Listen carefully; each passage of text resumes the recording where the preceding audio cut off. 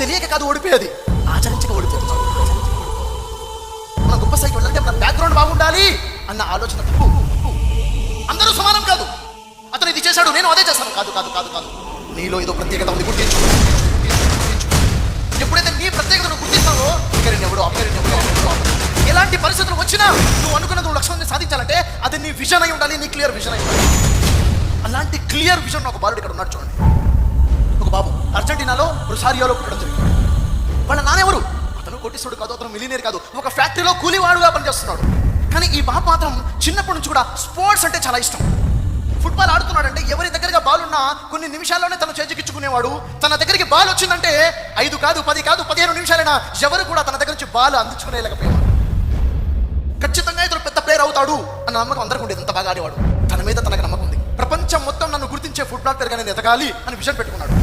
రోజులు గడుస్తున్నాయి. 11 సంవత్సరాల వయసు వచ్చింది. ఎవరు ఊహించని విధంగా అతనికి ఒక సిండ్రోమ్ వచ్చింది, హార్మోన్ డిఫిషియన్సీ సిండ్రోమ్. డాక్టర్ దగ్గరికి వెళ్తే ఏదో కోట్లలో ఎవరో ఒకటిగా వస్తుంది ఇలాంటి జబ్బు, చాలా కాస్ట్లీ ట్రీట్మెంట్.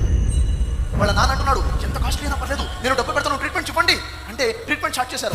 చాలా పెయిన్ఫుల్ ఇంజెక్షన్. ఉదయం ఇంజెక్షన్ ఇవ్వాలి, సాయంత్రం ఒక ఇంజెక్షన్ ఇవ్వాలి, ఒకే తొడకి 7 రోజులు ఇంజెక్షన్ చేయాలి. వెరీ పెయిన్ఫుల్, తట్టుకునే పరిస్థితి లేదు. ఒక నెలకి ఖర్చు చూసుకుంటే $1500 ఖర్చు అయిపోతున్నాయి. అంటే దాదాపుగా ప్రతి నెల ₹1,00,000 ఖర్చు. ఒక నెల 2 నెలలు 3 నెలలు గడిచాయి. నాన్న పరిస్థితి చూసుకుంటే ఇక డబ్బులు పెట్టే పరిస్థితి లేదు. ట్రీట్మెంట్ ఆగిపోయింది. ట్రీట్మెంట్ ఆగిపోతే శరీరంలో మార్పులు వచ్చేసాయి, శరీర గ్రోత్ తగ్గిపోతుంది. అయినా ఫుట్బాల్ ఆడడం వదిలిపెట్టాలి. ఎందుకు తెలుసా? జీవితంలో సాధించాలి అనుకున్నాడు. ఎంత పెయిన్ ఉన్నా కానీ పెయిన్ ని భరించుకుంటూ, దాటి వేసుకుంటూ, అధిగమించుకుంటూ ఆట ఆడేవాడు. అతని ఆట, అతని కమిట్మెంట్ చూసి తన పొరుగు ఉన్నటువంటి ఒక వ్యక్తి బార్సిలోనాలో స్పోర్ట్స్ ట్రైనర్ ఉన్నాడు. అతను తన స్నేహితుడు తన ముందు ప్రస్తావిస్తాడు, ఒక బాబు ఉన్నాడు మా ఇంటి దగ్గర, అద్భుతంగా ఫుట్బాల్ ఆడతాడు. ప్రస్తావన చేశాడు. అతను వినగానే ఫుట్బాల్ అద్భుతంగా ఆడతాడా, నువ్వు ఇంతగా చెప్తున్నావు కదా, నేను వస్తాను, నేను చూస్తాను అంటాడు. వచ్చి ఆ బాబు ఆట చూస్తాడు. అది చూసి షాక్ అయిపోతాడు. అతను ఇంటికి వెళ్తాడు. ఇంట్లో ఉన్న పరిస్థితులు చూస్తాడు. పేదవాళ్ళు, జబ్బు ఉంది, ట్రీట్మెంట్ లేదు. వ్యక్తి ఏమంటాడు తెలుసా? నీ పూర్తి బాధ్యత నేను తీసుకుంటాను. అమ్మ నాన్న పిల్లలు ఆలోచించారు, ఓకే అని ఒప్పుకున్నారు. అతను ఫ్యామిలీ మొత్తం షిఫ్ట్ అయిపోయింది ఇస్రాయల్. అక్కడ తన ట్రీట్మెంట్ జరిగింది. ప్రాక్టీస్ మొదలు పెట్టాడు. చూడండి విషయం ఎంత క్లియర్గా ఉందో. 16 సంవత్సరాల వయసులో ఇంటర్ స్టేట్ ఫుట్బాల్ కాంపిటీషన్ ఛాంపియన్గా నిలబడ్డాడు. కేవలం 18 సంవత్సరాల వయసులో ఇంటర్నేషనల్ వరల్డ్ ఫుట్బాల్ ఛాంపియన్గా చేశాడు. 18 సంవత్సరాల వయసు.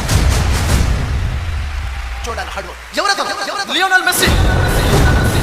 ఫుట్బాల్ అన్న పదం వింటే లియోనల్ మెస్సీ గురించి తెలిసే ఉంటుంది ఖచ్చితంగా. ఫుట్బాల్ ప్రపంచంలో ఆయనకి ఎలాంటి బిరుదులు ఉన్నాయో తెలుసా?